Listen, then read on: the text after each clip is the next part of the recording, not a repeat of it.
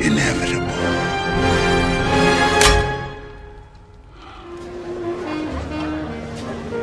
What's wrong with you? Who are you? I don't know.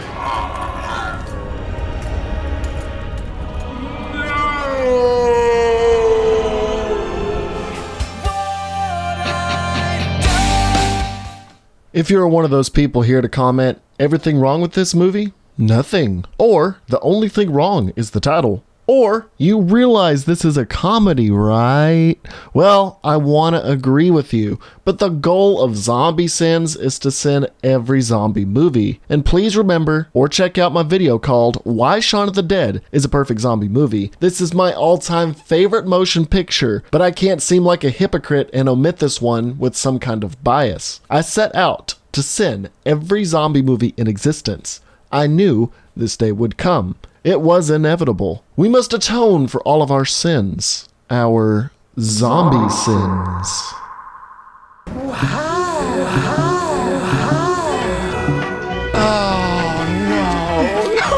Skipping pretty far into the start of the movie, the first zombie we see is out in public going after pigeons, despite being out in public where tons of people are going about their lives. I guess he is on the bird-only diet. He somehow catches a pigeon, despite moving around as stiffly as possible. I don't know about you, but pigeons are not that easy to catch, or even get close to. This zombie suddenly disappears completely from sight after a bus passes by. Did it have a bite and run in the span of 1 second? I realize this is to mirror how society glances over signs of impending outbreaks, but damn, that is some quick fast food. Now this isn't really a sin, just a jab at current society, but these people probably wouldn't all be sick if they had just bought a dozen 20 packs of toilet paper. Now it's interesting that the military and emergency personnel keep arriving without any zombies being present. It seems like they are all just stealthy and only go for a quick bite and then dip out into the shadows.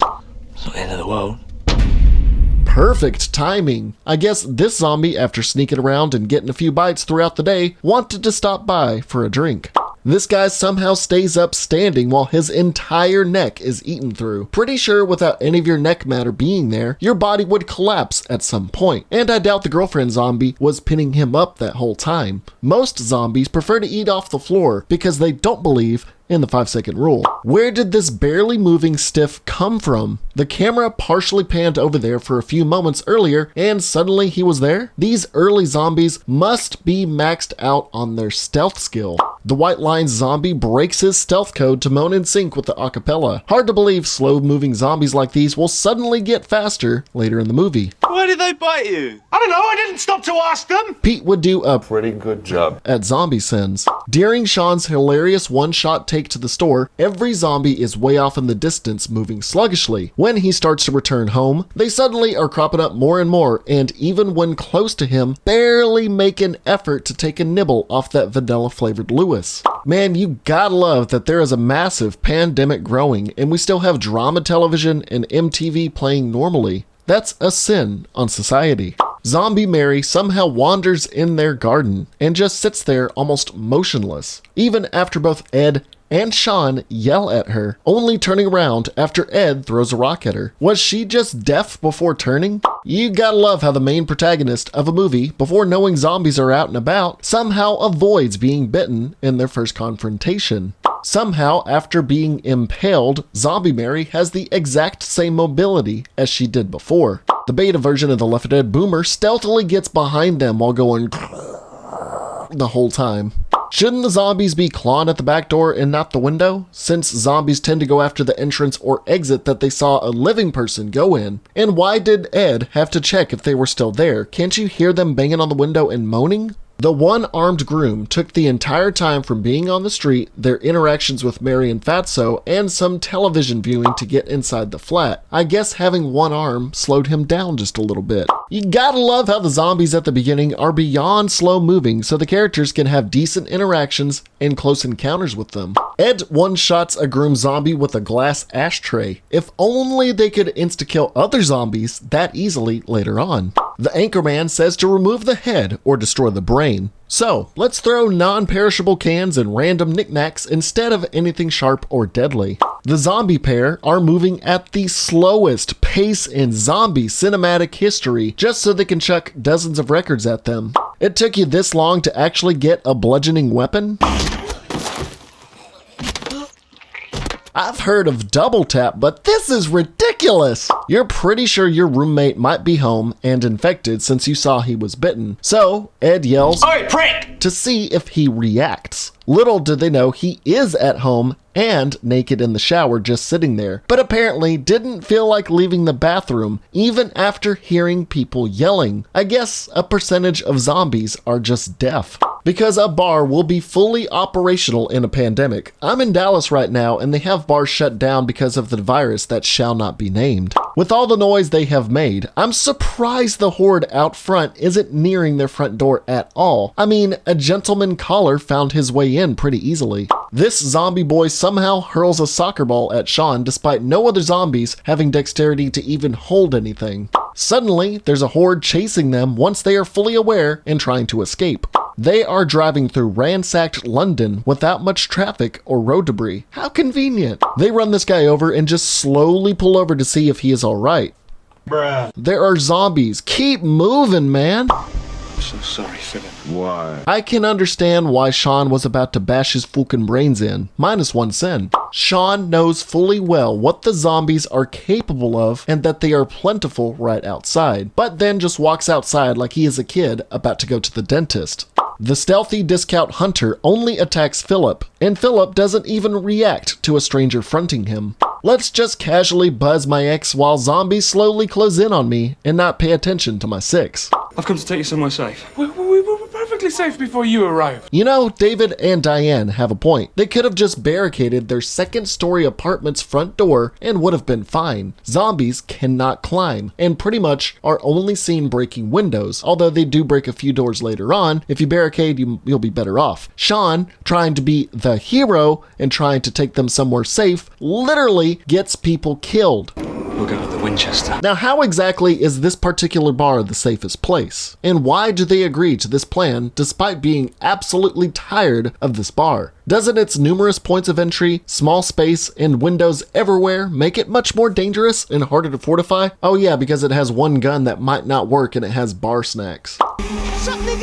You know, let's just sit here and be bewildered at Ed's actions. Not that there are living corpses about to eat us or anything. The zombies don't swarm around the car despite a casual drive up and discussion in the vehicle. Shaun knows that being bitten means turning, and he even joked about killing Philip earlier, but isn't paying any mind to the turning Philip amidst the chaos. Philip decides to not hiss or attack until Shaun looks back at him. Everyone leaves their melee weaponry inside the car. Every single person. You would think they would want to keep those handy? Walking seems to be pretty effective. I mean, y'all were surrounded right there, but casually evaded them without any issue just by simply walking away. I'll say it once, and I'll say it again. I keep wondering how so many people are relatively all together in a zombie apocalypse. Some might have an arm off, since most zombies will tend to tear you open and limb from limb if they get a hold of you. You would think to inform your mother of what's going on, give her the down low, especially after abandoning her husband Philip in a car without question. Tell her what zombies are and to avoid them, but instead they're gonna run ahead without her so she can get attacked and bitten. Where did this derpy robed zombie go? He attacked her and just disappears? To my knowledge, even in this movie, zombies will sit there and devour a person if given even the slightest chance. The zombie suddenly has the power to plow Shaun through a fence, even though every zombie before him has been slower than a slug. Where did he attack from anyways? Why did he think that would do anything? Derp Zombie doesn't attempt to just walk forward and out of his impalement, even though Mary did it earlier, although she did deal with a much smaller rod penetrating her. Wow, yeah, the Winchester looks very safe right now. Maybe pick a different place, or just, I don't know, stick to the idea of pretending to be a zombie and going somewhere not infested. Shaun is risking everyone's lives on the chance that this bar's owners are possibly there, or even still alive at this point, by loudly whispering through the mail slot. So a lot of stuff happens here. The group talks to each other quietly, Ed answers a loud phone call about a weed deal, and Shaun screams and cusses Ed out about this, and the horde of zombies just blankly stare and allow the group to do all this without any interaction. David makes an entrance for them to get inside. Although he might seem stupid, I mean, they are surrounded, and going out the back through the bar would at least give them a chance to escape. All this while Shaun decided to Having a tiff with my boyfriend. in front of a bunch of undead spectators. Shaun somehow does not get grabbed here and is able to plow his way through a mass of stiff, numerous, and flesh-craving ghouls, and somehow survives to make a dramatic return. The group spends a few hours drinking, talking, reflecting and whatnot, and the zombies in the back, not even knocking on the back door or making any noise, are waiting for Shaun to turn on the back lights so they can have a surprise reveal. I'm surprised they waited there staring at the window for that long. Why weren't they trying to attack? Why would they just sit there aimlessly? Usually they just wander around. Ed starts to play, to correct myself from my previous video, the fruits machine for some reason, and the zombies are suddenly attracted to sound now? Kinda reminds me of Left 4 Dead on No Mercy when you blow up the gas station and no zombies show up, but then you turn on the scissor lift that's right next to it and every zombie in the Tri-County area wants to bombard you. And it probably didn't help that Shaun and Liz yelled as loudly as possible on top of it. Now, is it just zombie nature to just chill in your place of residence until a dramatic scene happens? The bar owner was in here the whole time, but was not attracted to the sound of a garbage can breaking through the front window or a bunch of people drinking and talking in the bar. You're just gonna come in and say, "Ooh, the bloody hell touch me fruits machine." That sounded more Jamaican than British. I gotta work on my accents. The bar owner just lets them whack him repeatedly so they could be in sync with Queen. The whole town of London was apparently going to the Winchester to have a nice cold pint and wait for all this to blow their house down. The bar owner's wife was also just chilling inside waiting to attack as well. Were the two of them just having some rigor mortis coitus or something during their entire time inside the Winchester? The best idea she could come up with was to throw darts at them? Isn't that a bad idea? Well, hell! Even if it hit the bar owner, it wouldn't have done anything. All it did was just barely injure Shaun. This little pump action gun isn't going to do much against that sheer amount of flesh eaters. Glad to see the Winchester was such a good idea. Shaun's mum was bitten, and every single person except David goes to check on her. This place is being broken into by dozens of zombies. Don't we need more eyes on the front while the zombies are seeping in? Even though I hate David, he is the only reasonable person acting in the situation. She is about to turn, and everybody looks at him like a vile villain. Yeah, let's go ahead and threaten each other at a standstill. The zombies aren't going to find their way in until this stressful situation comes to its climax anyways. Slugging the guy who had anger issues with you into the only firearm in the midst of being surrounded by the undead seems like a great idea. The zombies finally break through this window just in time to yoink David into his karmic death. Good thing he positioned himself perfectly for all this to happen. Diane decides to try and save David by using his leg as a blunt weapon, despite seeing his head torn off and his body turned into funfetti. And yes, I know Diane lived after this point, but the thing is, there was nothing in the movie to indicate that. I watched the end of the movie, there was no Diane, and I don't really like using the extra scenes to talk about a film. I'm going with the film as it was released. Sorry, I didn't say that in the perfect movie video. Now it's time for every window to be broken through. These zombies have perfect cinematic timing. Another instance of zombies having perfect timing, they break through the store, not being able to see, knowing exactly where Ed is in order to grab him. Ed puts everything to a halt to show Shaun that Pete was technically alive and naked. Well, I'm glad you being happy about his death was enough to cost you your own life. The zombies are respectful and give Shaun time to spectate his friend's demise and get the kill shot on his other former friend. In this particular shot, how were they not grabbed, bitten, or even touched by the zombies behind Liz? The former porn star learns how to open the bar door and things look grim, but then she is Deus Ex Machina'd. At least this godsend of a kill rings a bell. They were about to kill themselves when lighting a cigarette reveals their means of escape. Apparently, smoking saves lives. Well, the zombies break through this cellar door faster than the multitudes of windows and doors that they have destroyed throughout the movie.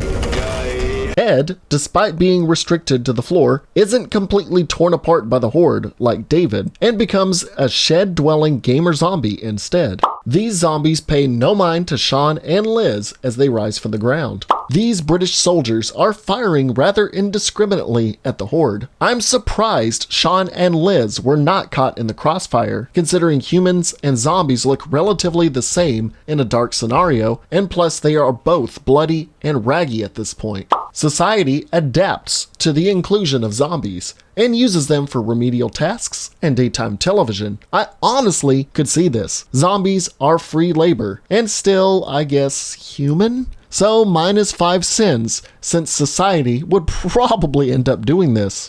Shaun risks potentially getting bitten so he can game with his bro. While pretty true of gamer culture, I think, all I gotta say is Fuck off.